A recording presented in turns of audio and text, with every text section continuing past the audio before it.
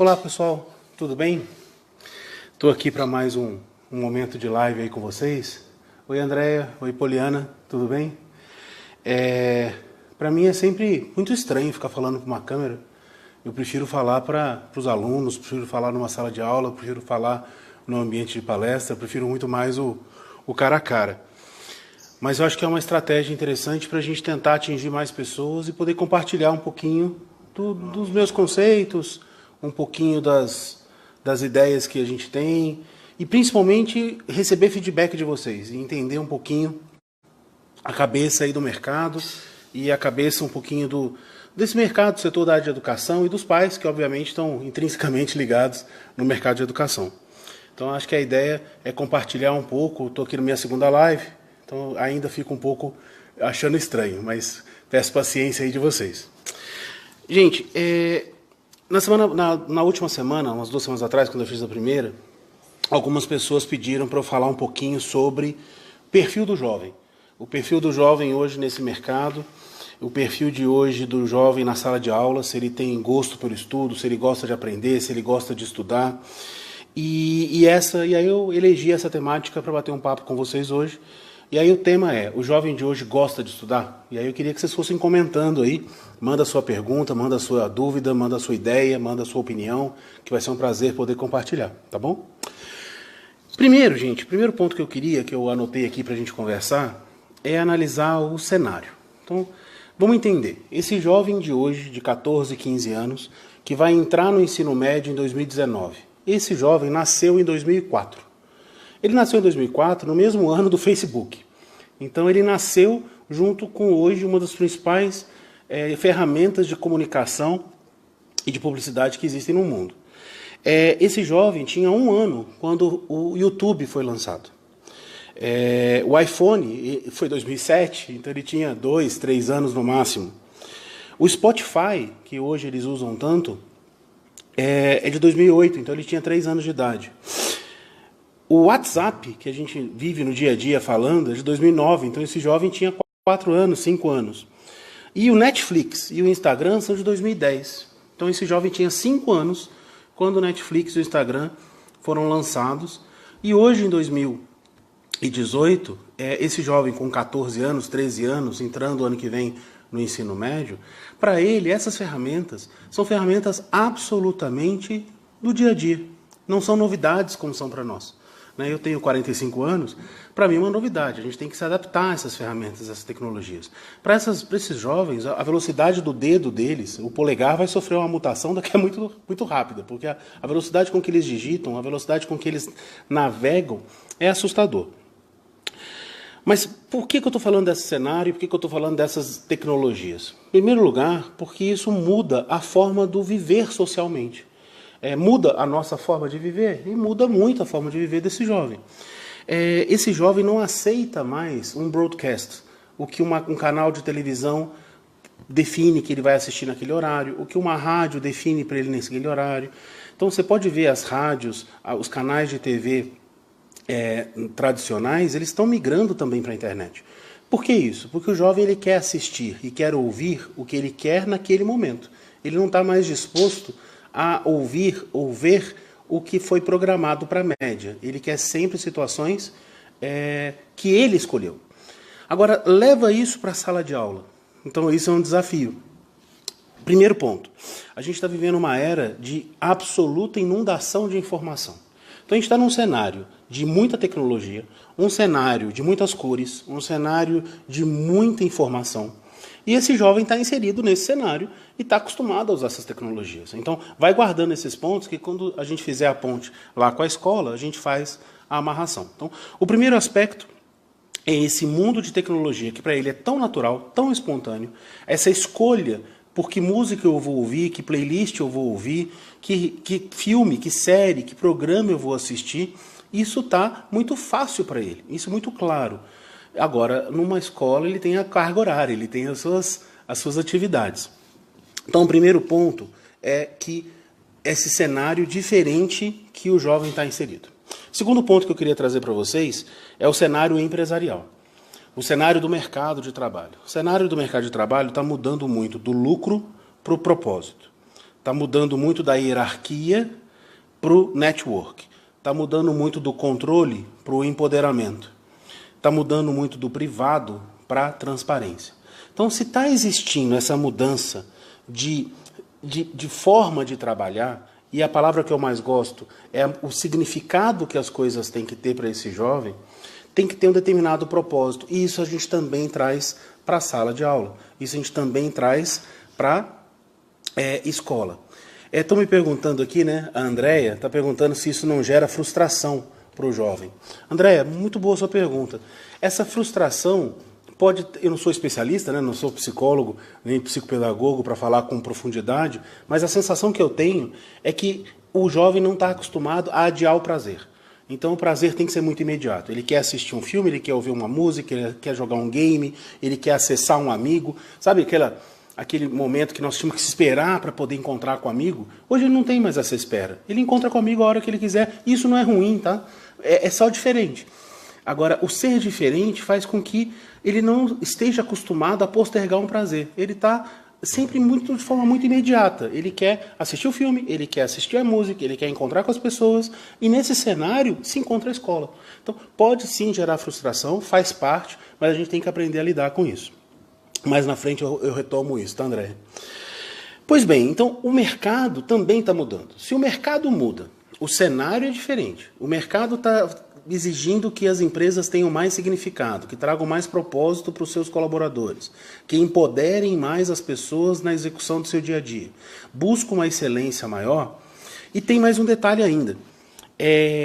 Uma pesquisa recente que a Google encomendou da McKinsey foi pesquisar nas empresas o que as empresas valorizavam nos jovens que estavam entrando no mercado de trabalho. E os itens foi resolução de problema, trabalho em equipe, comunicação, criatividade e pensamento crítico. Então, solução de problema. Então, vamos lá. A gente tem um cenário extremamente acelerado. Nós temos um segundo aspecto, que é o mercado mudando e exigindo novas competências, novas habilidades e uma escola ainda tradicional. As empresas estão buscando e estão exigindo nas relações novas competências, habilidades que nós chamamos de habilidades socioemocionais, que são as habilidades do século XXI. Então, a criatividade, o autocontrole, a empatia, a generosidade, a determinação, a colaboração. Então, nós temos um cenário complexo, nós temos alunos vivendo um ambiente diferente, nós temos as empresas passando por uma transformação e mudança de mindset e nós temos as habilidades socioemocionais sendo demandadas. Tem um ponto que eu queria destacar, que é uma dicotomia entre a escola e a empresa. Na escola, nós estamos acostumados a enxergar o aluno de forma muito individual. O trabalho de forma coletiva na escola não gera o resultado ou a performance, não determina a performance do aluno. A performance do aluno é muito determinada pelo seu empenho, pelo seu esforço individual. Já no mercado de trabalho, ele não vai ter um bom desempenho, ele não vai ter um bom trabalho se não houver um trabalho bom, um trabalho competente da sua equipe. Isso se aplica a um médico, se aplica a um dentista, se aplica a um professor, se aplica a um engenheiro, a um advogado. Hoje em dia é raríssima a profissão onde ele não depende de nada. Ele sempre vai depender de uma equipe. Até mesmo aquela pessoa que fica ali no seu quarto programando, ele depende de uma série de estruturas e de pessoas que indiretamente vão colaborar com o sucesso da performance dele. Então, a escola ainda busca de forma muito individual o sucesso do jovem, enquanto o mercado de trabalho está buscando uma característica mais colaborativa, muito mais voltada ao trabalho em equipe.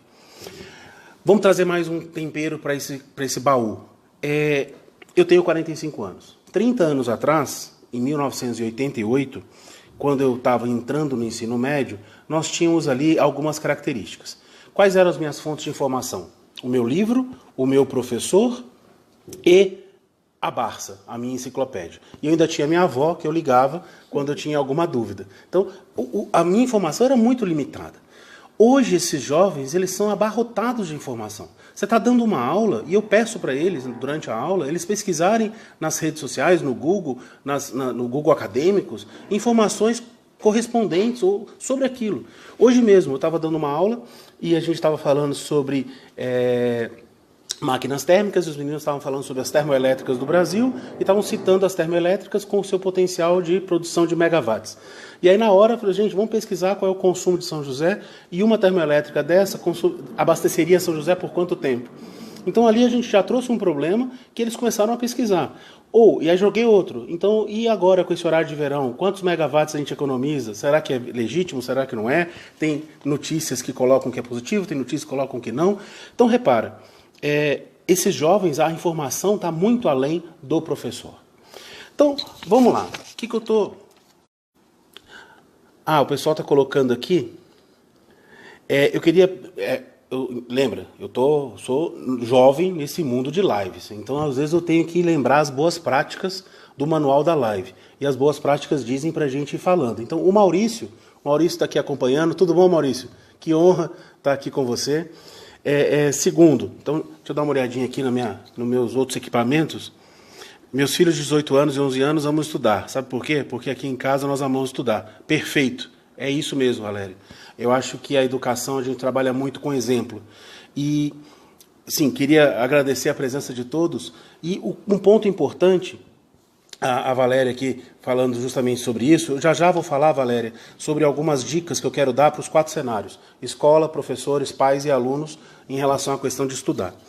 Então repara que a gente tem um cenário, tem um mercado de trabalho mudando, tem uma dicotomia entre o que a escola trabalha e o que a empresa hoje está pedindo. Outro ponto da dicotomia é que na escola a gente ensina para os meninos que tudo tem gabarito. Ele resolve um problema, ele vai lá atrás e vê qual é a resposta. Acertou ou errou.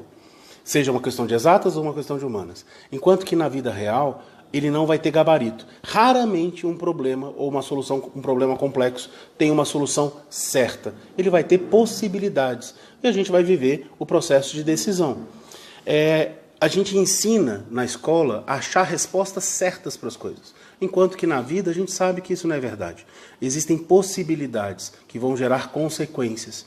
Então, também o aluno às vezes diminui a sua autoestima porque ele quer sempre acertar, e errar faz parte, e a gente tem que errar rápido para acertar mais cedo. Então esse é um ponto muito importante. Legal. Então a gente chega numa situação onde, para a gente não se alongar muito aqui, onde eu tento responder a minha pergunta. O aluno de hoje gosta de estudar? A minha resposta é sim, ele gosta. Ele gosta de aprender, ele gosta de buscar conhecimento. Mas isso tem que ter significado para ele, tem que ter propósito para ele. Se não tiver um significado legítimo, se não tiver um propósito legítimo, ele não vai estudar. Então ele não é como eu fui há 30 anos atrás, onde a gente aceitava e estudava porque tinha que estudar. Mudou. Não estou dizendo que a gente era melhor ou a gente era pior. Hoje o jovem só vai ter aderência aos conteúdos se isso tiver significado para ele. E os professores e as escolas têm que estar muito atentas a isso. A gente não pode, principalmente no ensino médio, viver uma ditadura do vestibular. Ou seja, estuda porque vai cair no vestibular e você tem que passar no vestibular. Isso é muito pouco. Isso é reduzir demais o ensino médio. Isso é reduzir muito o papel da escola. Isso é reduzir muito o papel do professor em sala de aula. O nosso processo ao longo do ensino médio é gerar aprendizado, é gerar motivação, é instigar os jovens a terem sucesso. E aí eu queria trazer alguns pontos para os 4 players aí desse cenário. O primeiro é a escola.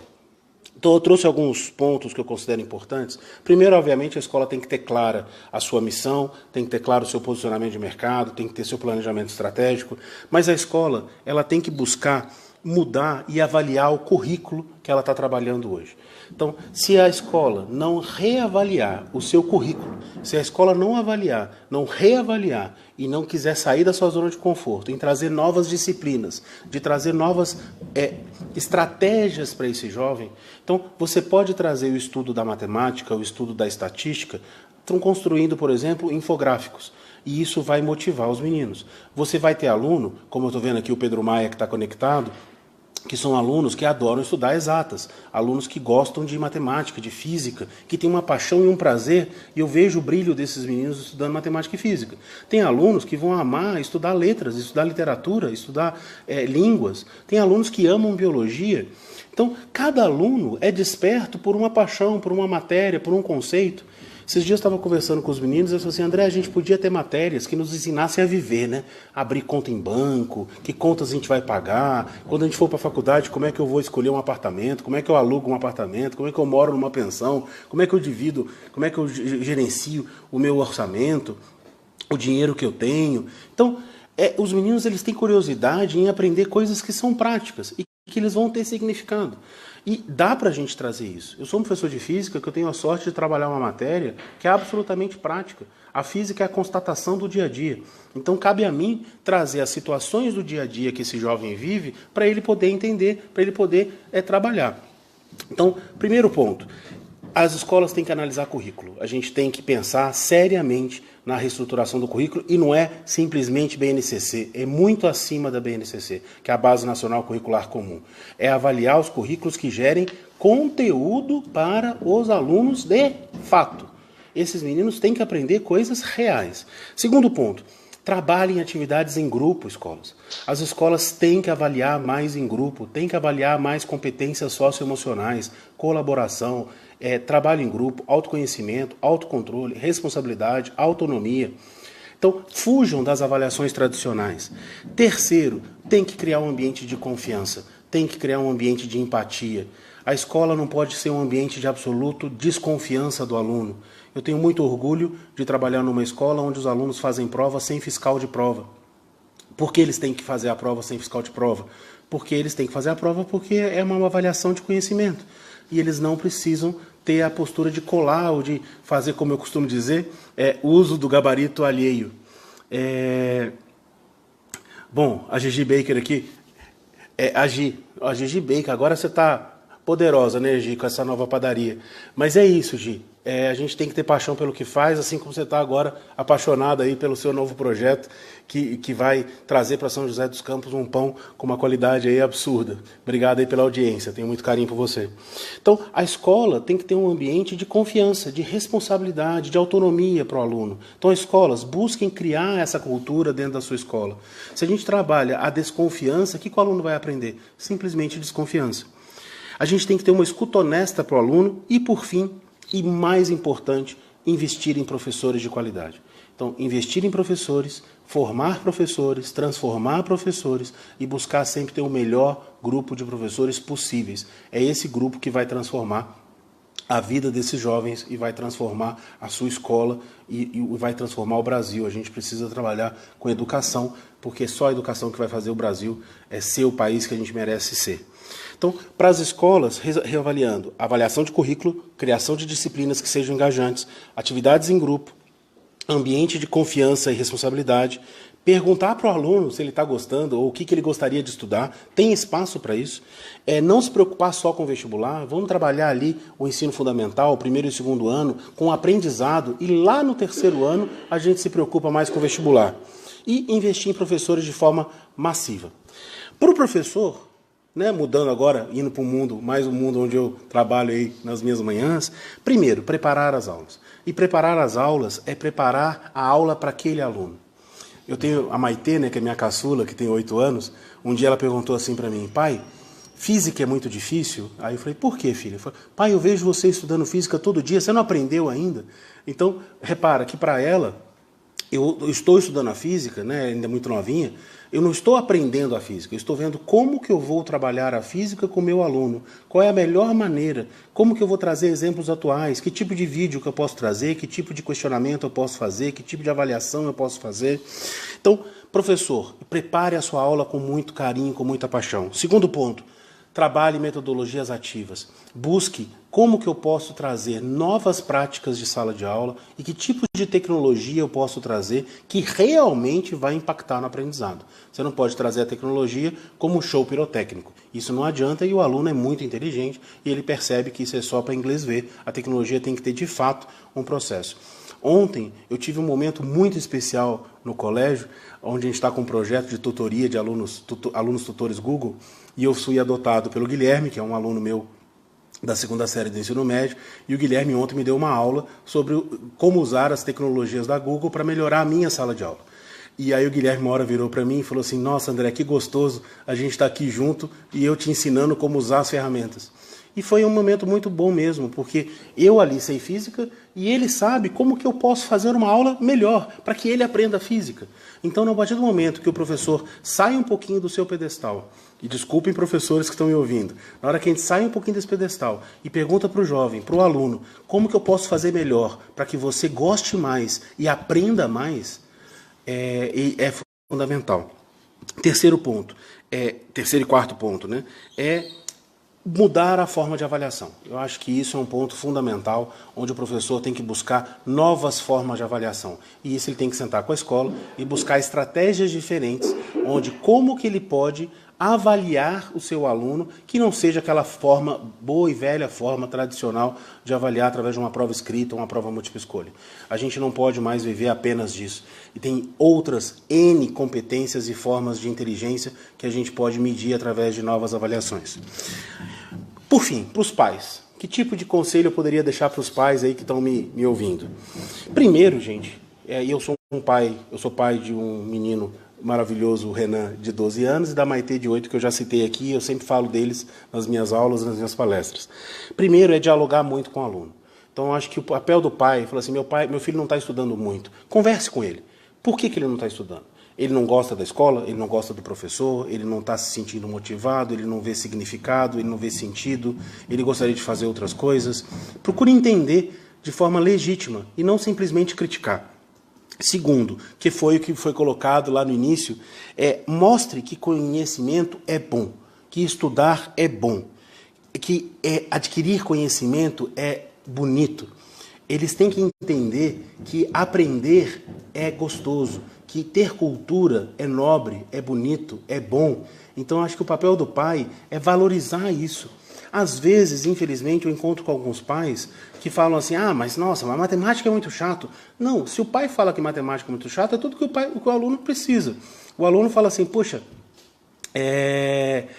o aluno, ele quer que o pai fale que a matemática é chata, para que ele realmente fale, nossa, é chato, então não vou precisar estudar. Então, cuidado, porque mesmo que você ache que aquela determinada matéria não é da mais interessante, você não teve uma boa experiência quando você foi aluno, cuidado para não passar essa má experiência para ele. Permita que ele tenha suas próprias experiências. Então, converse muito com os meninos e mostre para ele que estudar faz parte. É exemplo. Feito colocaram aí já no início, que em casa estudam porque se mostra que estudar é bom.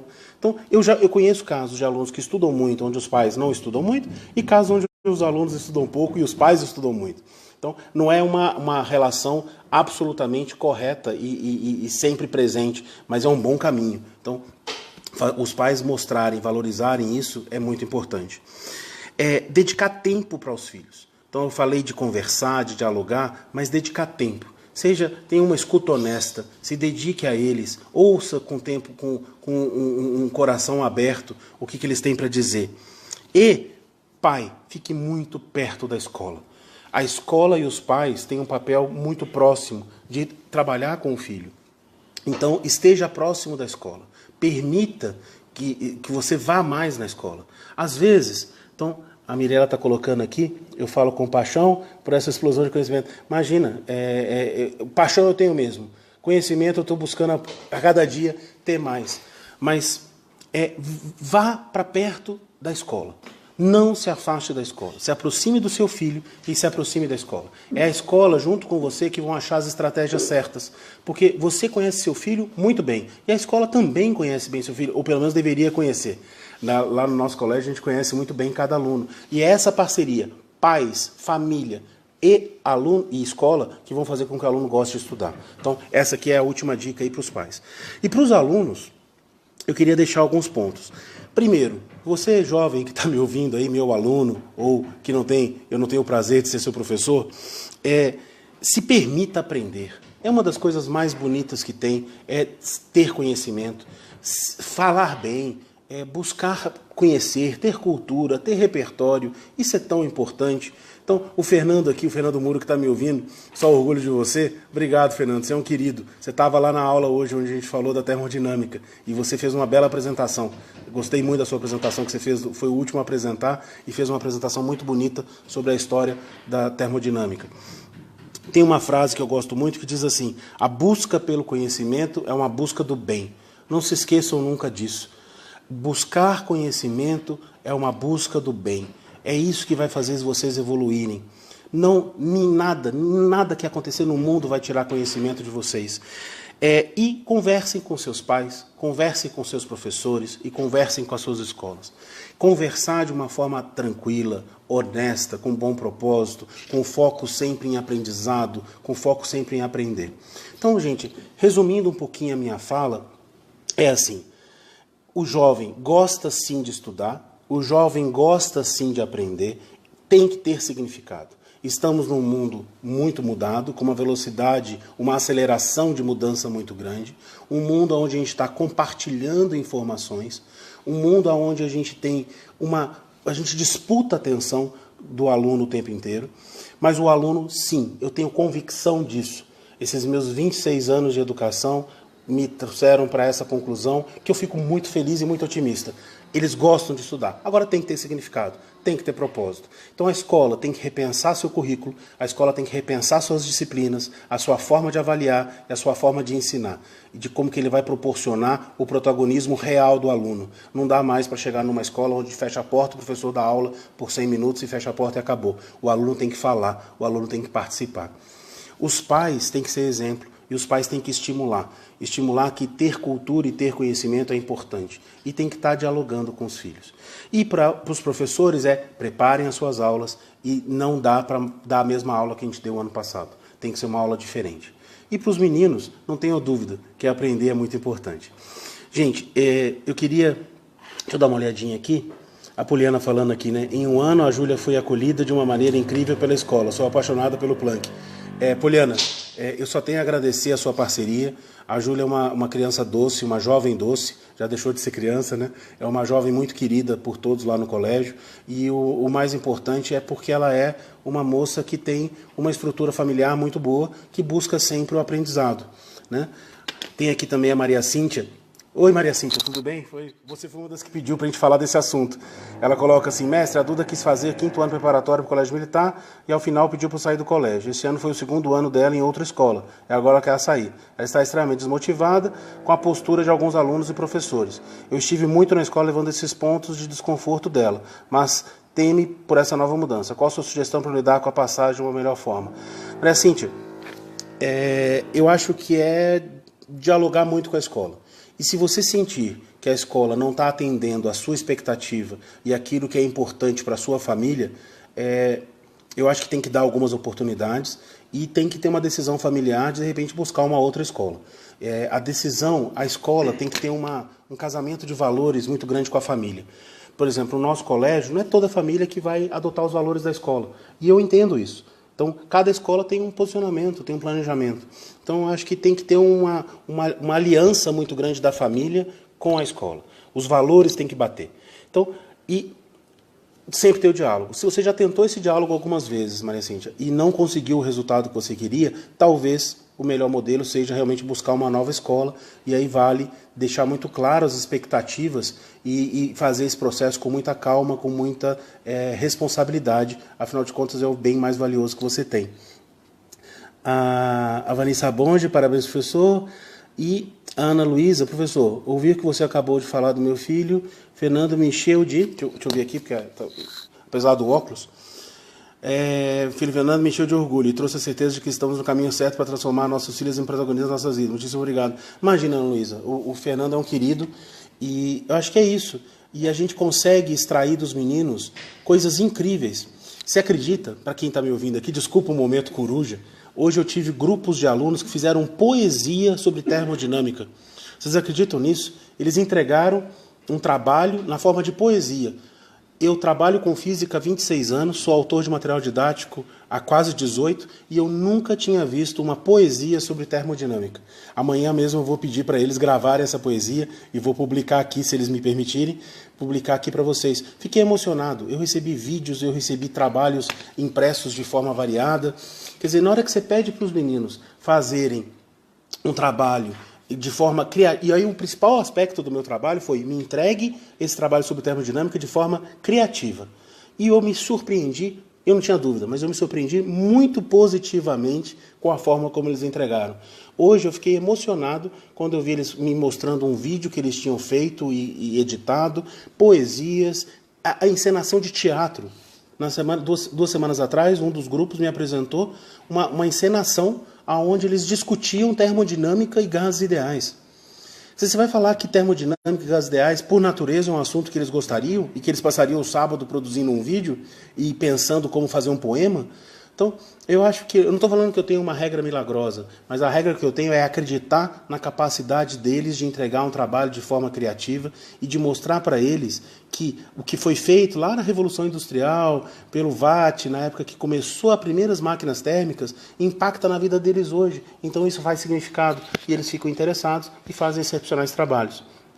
O Edmir de Paula colocando aqui também: parabéns pela escola e pelo método de ensino de vocês, André. Fomos fazer uma visita. Levamos meu filho Leonardo. Ele saiu encantado e não vê a hora do início das aulas em janeiro. Estamos também muito confiantes no trabalho. Edmir, obrigado pela confiança. É uma honra estar aqui com vocês. A Carmela também está dando aqui parabéns. Eu que agradeço a audiência, o prestígio de vocês. A gente começa as aulas dia 28 de janeiro, o ano que vem, né? 28 de janeiro, uma segunda-feira. Eu estou também numa super expectativa para começar mais um ano letivo. A gente está encerrando um ano letivo que foi excepcional, foi um ano letivo de muito aprendizado, o segundo ano de operação do Colégio Planck. Eu me considero uma pessoa absolutamente afortunada por trabalhar com educação. Eu sou uma pessoa feliz em trabalhar com educação e trabalhar com o jovem, porque o jovem, olha só, entre ontem e hoje, quantos exemplos eu tive o prazer de compartilhar, de ter sido aluno de um aluno meu para me ensinar a usar ferramentas na Google, de ter recebido um poema sobre termodinâmica, de ter recebido vídeos e de, na minha última aula, quando eu me despedi, desejei boas férias, encerrar com palmas. Então isso não tem preço, eu fico até emocionado e é por isso que eu estou tentando trazer essas lives para que vocês me tragam pontos, me tragam sugestões, me tragam angústias e que, se eu puder, dentro da minha humildade, da minha capacidade, eu vou tentar debater. Queria já deixar o convite aqui para o Maurício, que é uma pessoa que eu admiro muito. Quem sabe, Maurício, você aceita o convite e vem aqui fazer uma live comigo, a gente debate um pouquinho. Você tem uma baita experiência aí também no seu colégio, já fica o convite. O Pedro Maia está colocando aqui, né? Estava na aula, deixa eu ver aqui o que o Pedro escreveu. O Pedro Maia está colocando assim: estava na aula até agora há pouco e já tenho um monte de coisa para fazer nas férias, não consigo mais sair do Planck. Valeu, André. Pedro Maia, eu que tenho um orgulho gigantesco de ter você no colégio. A sua transformação nesse tempo foi assustadora. É um orgulho muito grande ver o grupo de alunos que nós temos. Você é um representante deles. E hoje eu ver ali você como o professor PH, você, o Antônio Sato, o Davi, a Anne, o Ixan, o Pedro Augusto, discutindo física em alto nível e felizes. Isso é maravilhoso e aí eu só tenho orgulho. Ontem à noite a gente teve uma reunião muito bonita com o Planck Global Guidance, onde a gente estava discutindo Summer para esses meninos fazerem cursos. Vamos ver aí as possibilidades que a gente vai ter para o ano que vem. Então, são só coisas boas. Agora, essas coisas boas acontecem por quê? Porque a gente tenta seguir, a gente não acerta em tudo, a gente está longe de acertar em tudo. A gente tem muito que melhorar, muito que aprender, muito que fazer, mas eu, Humberto Pelisson e toda a equipe, a Ellen, a Janaína, a Márcia, a Bruna, toda a equipe do colégio, o André Leite, todos estamos aqui para nos empenhar, para conseguir fazer melhor a cada dia. Então, estamos querendo fazer melhor, mas isso que eu falei um pouquinho com vocês repercute no nosso dia a dia. A Luísa Bernardes: parabéns, André, por terem recebido o meu tesouro e cuidar dela com tanto carinho e trabalhar as dificuldades. Grande abraço. A Júlia também é uma querida. Você vê a Júlia hoje na narração do vídeo dela. Ela estava constrangida, com vergonha, mas ela narrou um vídeo junto com os colegas, junto com o Pedro Ian, junto com o Davi. E a locução dela, a forma como ela explicou os problemas, como ela explicou o escopo ali do trabalho, eu fiquei muito orgulhoso de ver esses jovens realmente sempre superando a expectativa. Eu costumo dizer que o Colégio Planck é uma escola de alto desempenho, mas de alto desempenho são os meninos. Eu poderia aqui citar os 126 casos de alto desempenho que a gente tem na escola, mas esses 126 casos são casos que nos orgulham e eu queria muito agradecer porque a gente faz isso em time e faz isso com as famílias. Os pais que estão aqui são pais que acompanham os filhos, que estamos juntos nas dificuldades, que celebramos juntos as conquistas, celebramos juntos as vitórias. Então a gente só tem a agradecer ao João Vitor Rovida também aqui fazendo audiência. João Vitor, obrigado aí pela presença. Então é isso, gente. A gente vai estar sempre discutindo aqui escola de alto desempenho, aprendizado de alto desempenho, eu compartilhando um pouquinho com vocês. Queria agradecer muito a audiência. Por favor, me sugiram pautas, me sugiram temas que vocês gostariam que a gente discutisse na próxima semana. Então, qual é o assunto? Eu acho que é mais legal vocês demandarem um tema e a gente tenta discutir. Aos poucos eu quero convidar pessoas também para participar dessas lives. Então, as primeiras eu vou estar fazendo sozinho, mas daqui a pouco eu já quero compartilhar com outros. Queria deixar aqui um convite para você que mora aqui em São José ou no Vale do Paraíba, Jacareí, Caçapava, Taubaté. A gente tem um evento no colégio que é o Planck Café, no sábado, agora dia 24, às 9 horas da manhã. É só entrar no site do colégio, colegioplanck.com.br, ou digitar no Google, Colégio Planck, Planck Café. É um momento onde eu, André Leite, professor Humberto, vamos estar apresentando a proposta pedagógica do colégio e apresentando os nossos diferenciais. Então, se você ainda não conhece o Colégio Planck, venha conhecer. Deixa eu ver aqui, tem mais alguns pontos. Deixa eu dar uma olhadinha aqui. O Marco Moreira mandando um abraço. Um grande abraço a você, Marco. Como é que estão as coisas? Que saudade. E a Márcia, que é uma das pessoas que eu mais admiro no Rio de Janeiro, torcendo por você. Márcia, saiba que no meu dia a dia eu me inspiro muito na sua força de trabalho, na sua paixão pela educação, na sua paixão pelo aquilo que você faz. Saiba que eu sou um aprendiz de tudo que você ensina e eu não vou esquecer daquela fila nossa no museu, na Unesco, no museu da Unesco, na livraria da Unesco, em Paris, na sede da Unesco em Paris, onde a gente conversou um pouquinho mais e a gente teve o prazer de viajar junto e de se encontrar em alguns momentos aí pelo Brasil. É um prazer enorme, Márcia, e eu só estou devendo a visita à sua aldeia. Eu ainda vou aí no Rio para visitar e eu gostaria de deixar o convite aqui também para você vir visitar o Planck. E, poxa vida, olha só quem está aqui também, o Gabriel Melo. Fala, Gabriel, tudo bom? Parabéns pelo que está construindo. Poxa, Gabriel, eu só sou hoje o que eu sou por ter convivido também com vocês aí no Que é Mágico por um tempo. Então, um grande abraço a todo mundo do Que é Mágico. Para mim foi uma experiência também muito rica o tempo que eu vivi aí no Que é Mágico. Um momento onde vivi um pouquinho do ambiente de startup, aprendi muito, tentei ensinar um pouco, mas é um orgulho muito grande. Obrigado aí por estar mandando um carinho aqui para mim. Eu tenho uma admiração muito grande por todos vocês. Então, assim, para encerrar, queria me recomendem os assuntos, indiquem o meu Facebook, meu LinkedIn, meu Instagram para amigos, para professores, para colegas, para a gente aumentar essa audiência, cada vez tem mais gente falando com a gente. A Daiane, parabéns, professor, obrigado pelo excelente trabalho, saudades. Ô, Daiane, você está sempre no nosso coração. A Daiane trabalhou com a gente um tempo. E o Tadeu Carlos. Ô, professor Tadeu, lembra quando a gente escrevia os livros? Eita, quanto tempo, hein? Grande abraço, Tadeu. Professor Tadeu, um dos grandes professores de biologia do Brasil, autor de livro didático. Tenho muita saudade, Tadeu. Vamos encontrar para a gente tomar um café juntos. Bom, indiquem os meus canais, minhas redes. Então, André Guadalupe no Instagram, no LinkedIn, no Facebook, para a gente poder estar junto. E sempre vamos falar sobre educação de alto desempenho, sempre vamos falar sobre aprendizado, sempre vou trazer temas que sejam de interesse de vocês. Para mim é uma grande honra estar aqui com vocês. Muito obrigado por todos que compartilharam e dedicaram um pouquinho da sua noite para falar comigo. Agora vou encerrar, vou fechar as coisas aqui, vamos para casa, abraçar um pouco os filhos, ouvir um pouco os filhos, estar um pouco junto com a esposa, para amanhã às 7 horas a gente tem aula de novo. Então, caso vocês queiram ou precisem, tenham alguma dúvida, manda por e-mail, escreva aqui no Facebook, que a gente vai falando, tá bom? Um grande abraço e a gente se vê por aí. Tchau, tchau, gente.